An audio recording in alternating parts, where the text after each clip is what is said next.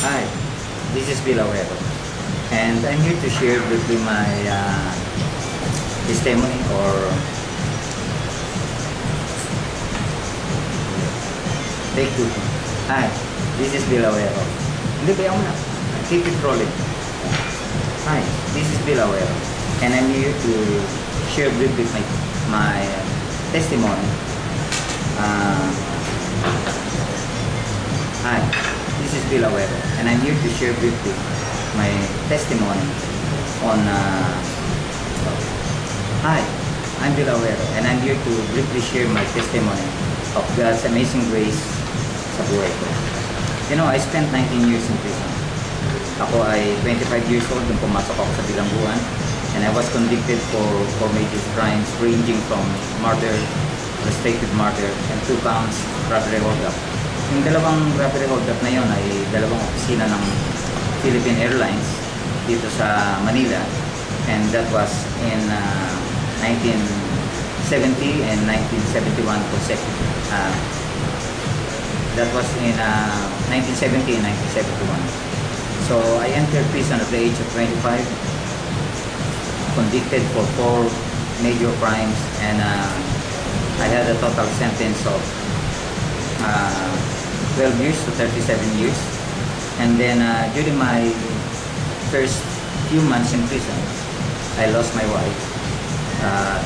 My wife abandoned the relationship, and so I became desperately hopeless, and I came to a sort of self-destructive episode ng buhay ko.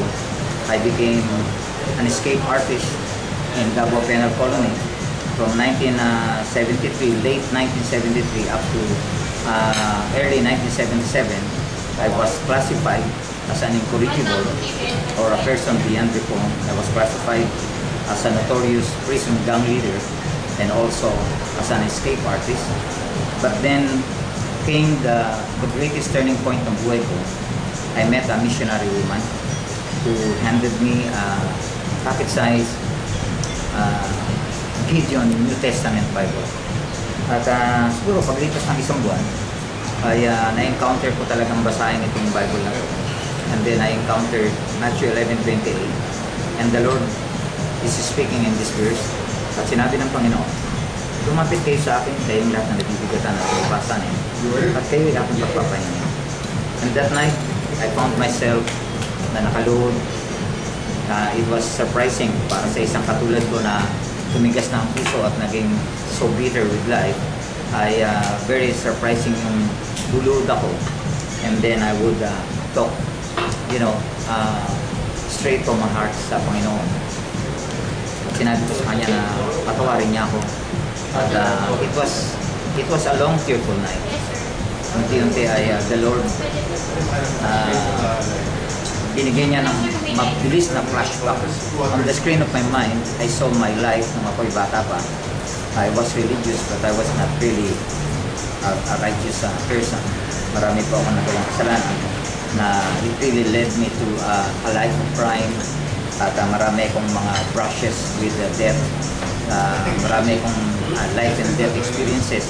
Bilang isa sa mga most wanted criminals ng Metro Manila, I was tagged as the gang leader ng kinatatakutang Gapos Gang during the late 60s up to early 70s. At ako nga ay napasok sa bilangguan. But then, that night, when the Lord visited me in prison, that wee hour of the night in the middle of 1978, ay sinurrender ko ang buhay ko sa Panginoon. And that was the greatest turning point ng buhay ko.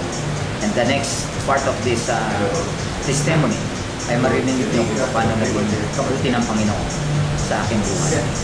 I eventually became a phenomenal testimony or testament of God's modern times miracles. So just hang on and listen to my testimony for the glory and honor of God. Medyo